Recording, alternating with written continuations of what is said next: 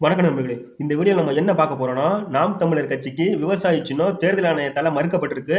இந்த நிலையில நாம் தமிழர் கட்சியும் பார்த்தீங்கன்னா, உச்சநீதிமன்றத்த அணுக இருக்கிறாங்க.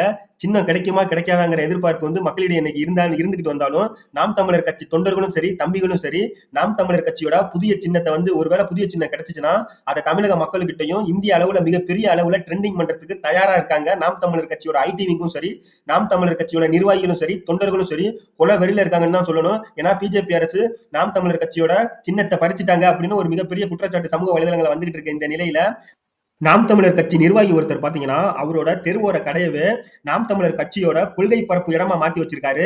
அங்க சீமான் அவர்களோட படத்தையும், தேசிய தலைவர் அவர்களோட படத்தையும் போட்டு மக்கள்கிட்ட நாம் தமிழர் கட்சியோட கொள்கையை பரப்புறதுக்கு மிக மும்முரமா இருந்து செயல்பட்டு வந்துகிட்டு இருக்காரு.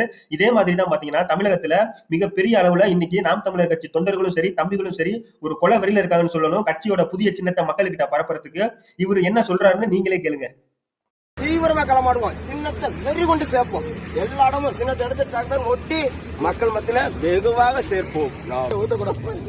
மக்கள் மத்தியில சென்று பெரு வியாபாரம் பார்க்கிறவன் மக்கள் வந்த உடனேயே அண்ணனுடைய பாடல் ஒழிக்கும், கட்சியின் சின்னம் ஒழிக்கும், தேசிய தலைவருடைய படங்களை அங்கங்க வச்சிருக்கேன் பாருங்க.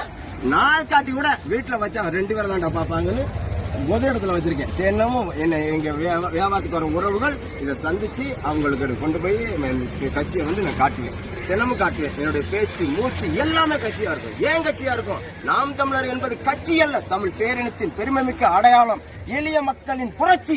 நாம் தமிழர் கட்சிங்கிற உணர்வு ஒவ்வொருத்தனுக்கு வரணும். அதோட உணர்வின் வெளிப்பாடுதே இதெல்லாம்.